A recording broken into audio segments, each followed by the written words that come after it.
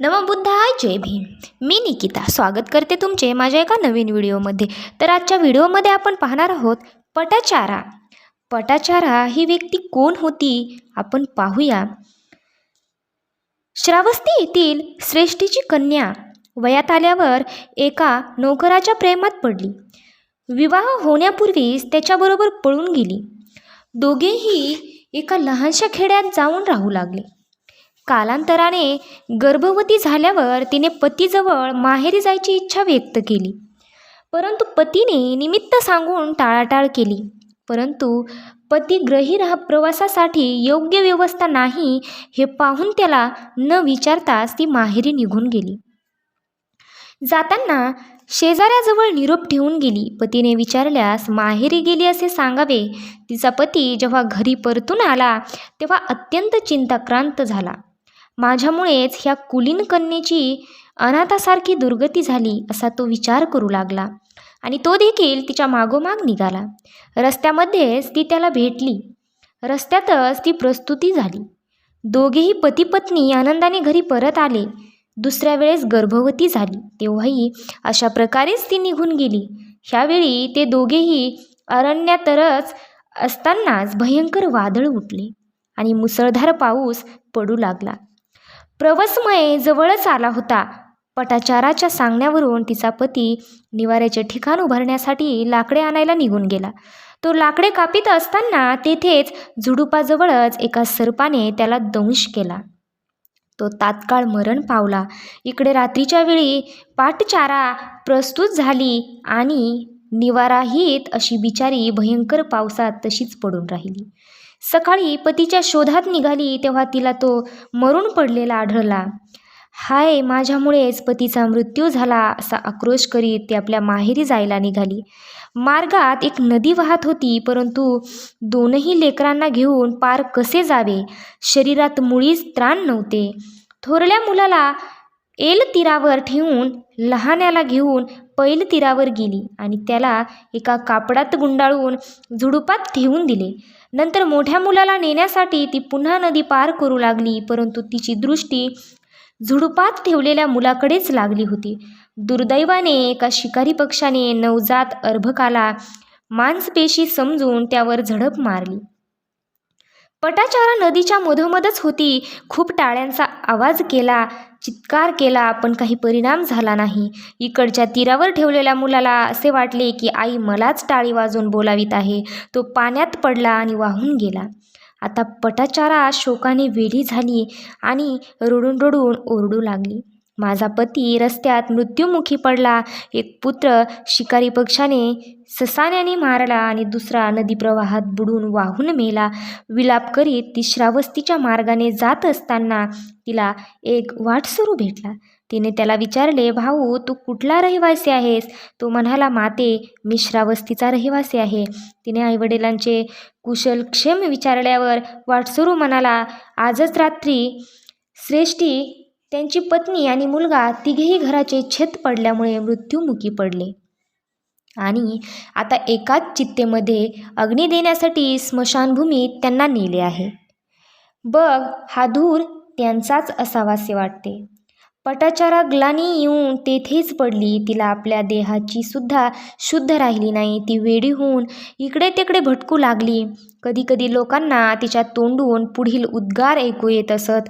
दोन्ही पुत्र मरण पावले. पती रस्त्यात मेला. माता पिता व भाऊ एका चित्तेत जाळले गेले. तिला आपल्या नेसलेल्या वस्त्राचीही शुद्ध नव्हती. देहावरून वस्त्र सरकून गेल्यामुळे आणि तिच्या मनात ठिकाणी अशा प्रकारे लज्जाभाव न उरल्यामुळे तिचे पटाचारा नाव पडले. जेव्हा ती वेडी होऊन इतस्तत फिरत असे तेव्हा तिला कोणीही आश्रय देत नसे. भगवंत तेव्हा श्रावस्ती येथील जेतवर आरामात विहार करीत होते. पटाचारा पण तिकडे अचानक भटकत आली. आश्रमवासी म्हणाले, ह्या उन्नतम स्त्रीला इकडे येऊ देऊ नका, परंतु भगवंताने तिला पाहिले आणि म्हटले, तिला अडवू नका, तिला इकडे येऊ द्या. पटाचारा भगवंताजवळ येता क्षणीच भगवंत म्हणाले, भगिनी, शुद्धीवर ये, शुद्ध सांभाळ, तो आपली हरवलेली स्मृती पुन्हा मिळव. भगवंताच्या कृपानुभवाने पटाचारा शुद्धीवर आली विवस्त्र असल्यामुळे तिला लाज वाटू लागली. भगवंताच्या सांगण्यावरून कुणीतरी तिच्या अंगावर वस्त्र टाकले ते तिने परिधान केले.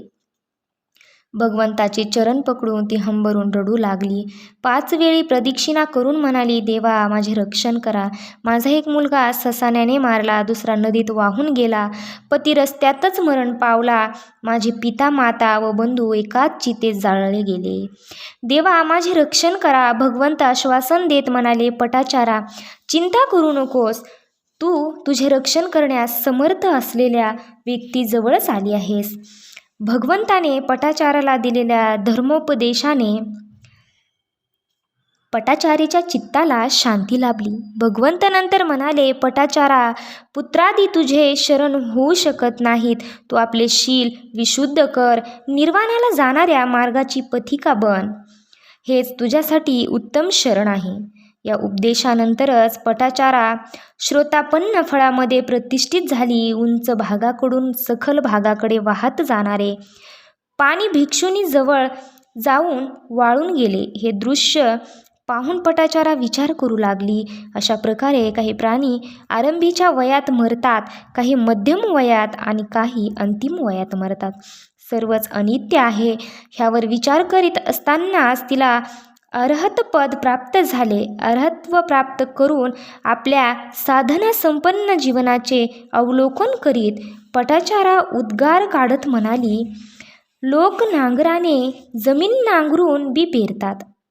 अशा प्रकारे आपल्या पत्नी व मुलांचे पालनपोषण करीत ते धनुजापर्यंत करतात.